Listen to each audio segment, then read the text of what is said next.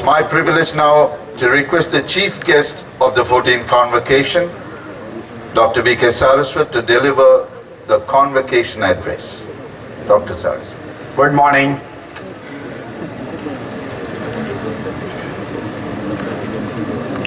I am extremely delighted to deliver the 14th Convocation address at the National Institute of Technology, Kurukshetra.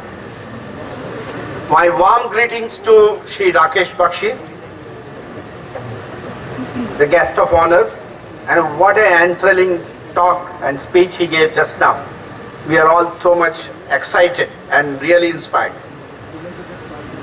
Shri Jagdish Khattar, the Chairman Board of Governors, Dr. Satish Kumar, my very old friend and colleague and the Director of NIT Kurukshetra, Dr. Arora, the Chief Coordinator of the 14th Convocation, Dr. Baldev Sethia, the Dean Academics, Dr. Surendra Deswal, the Registrar, the professors, staff and students, special invitees, esteemed parents, members of the media, distinguished guests, ladies and gentlemen, and all my young friends.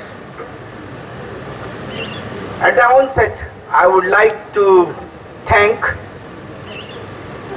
the Board of Governors, the Senate of NIT Kurukshetra, for conferring on me the Doctor of Science honoris causa.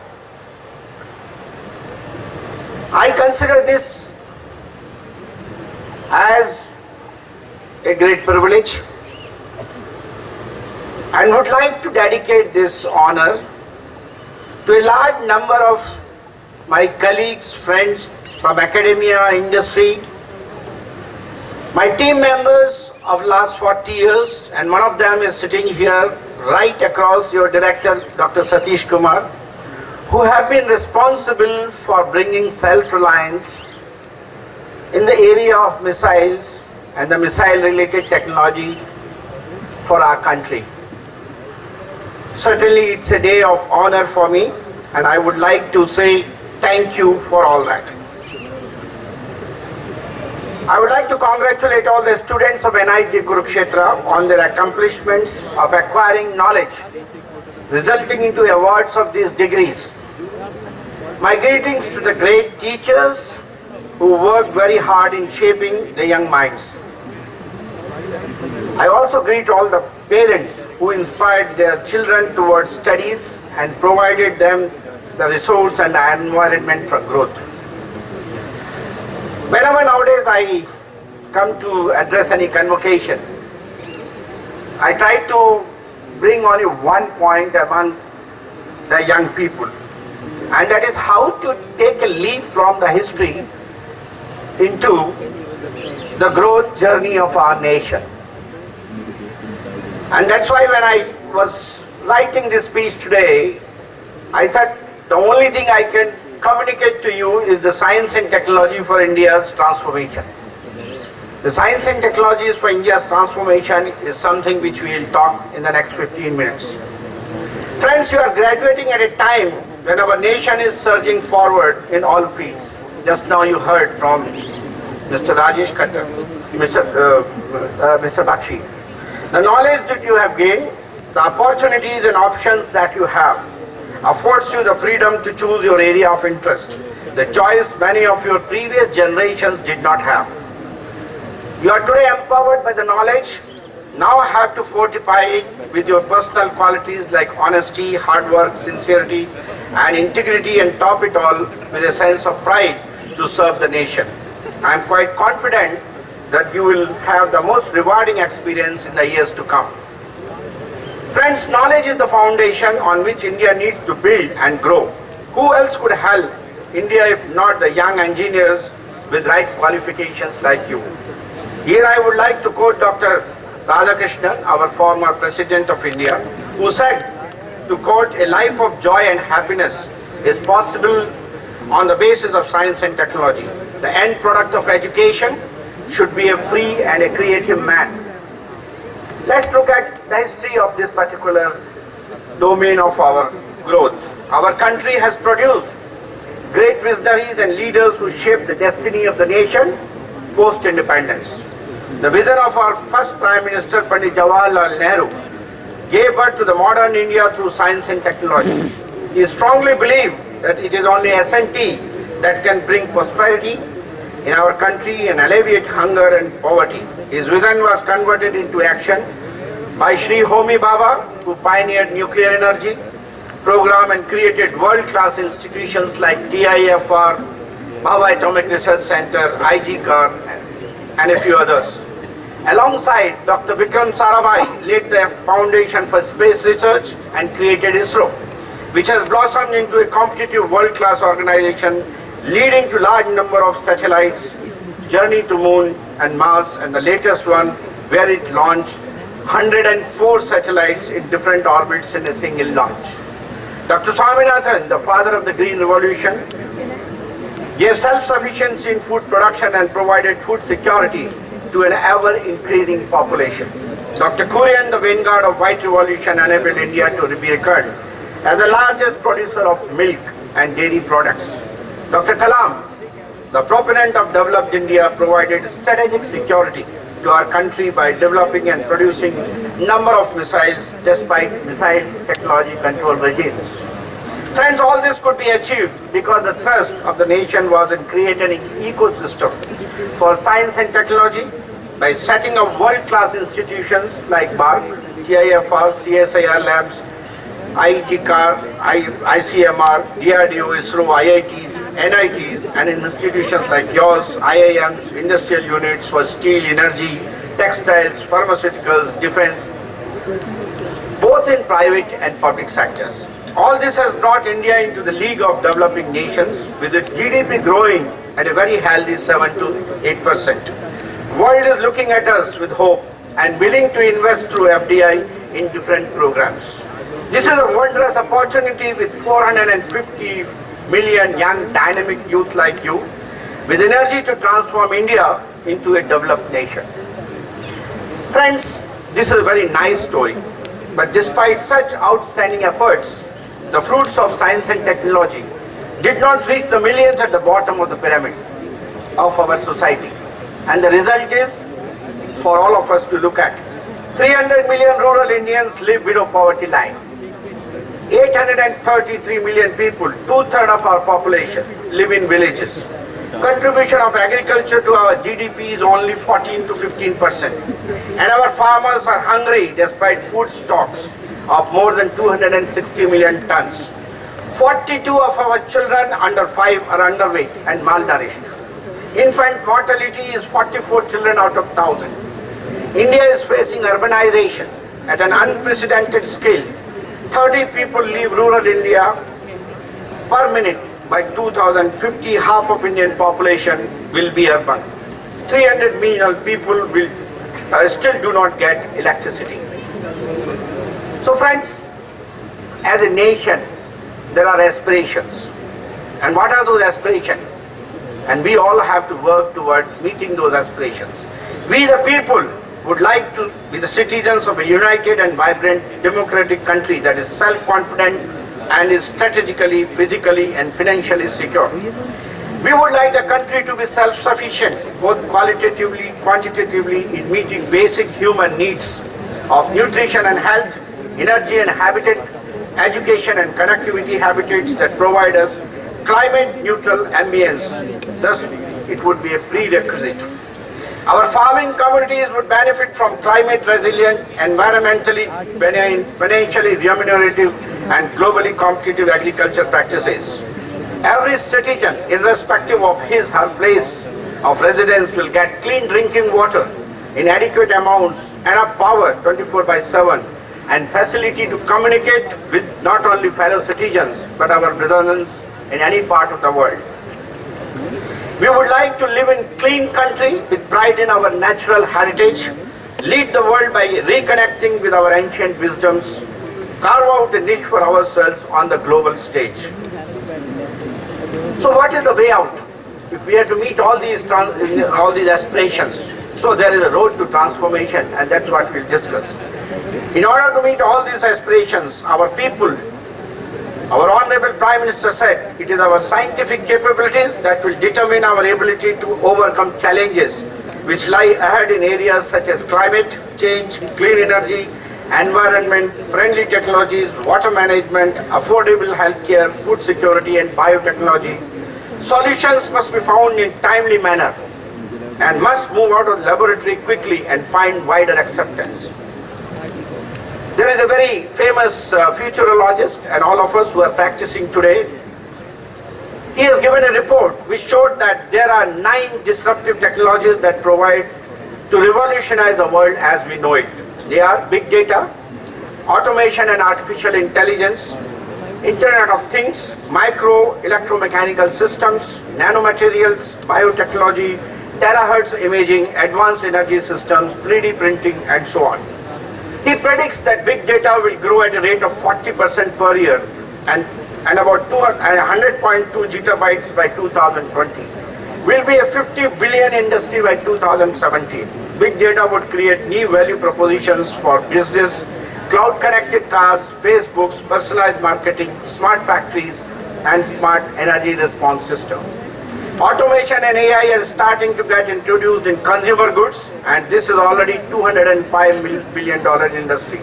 He believes that by 2020, there will be a network of 50 billion connected objects, and this would contribute a whopping about $2 trillion. Biotechnology has advanced to such a point that crops are able to be developed that are drought resistant and have better vitamin content and salinity tolerance. This technology will make highest impact on the second green revolution to get rid of the problem of hunger in the world. The market already exceeds $80 billion per year.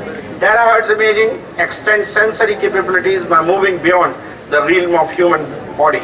Communication in this frequency range will provide very high bandwidth for transmission of gigabytes per second data. Advanced energy storage system. Generation is a need of our forever expanding population. Besides newer battery technology, green energy production systems, cold fusion power may become a reality. 3D printing is making tremendous strides and contributing to smart and advanced manufacturing of products using different materials, polymers, metals, ceramics, tissues, etc. at low cost and without wastage of material. It is already a $20 billion market and growing at a CAGR of almost about 35%.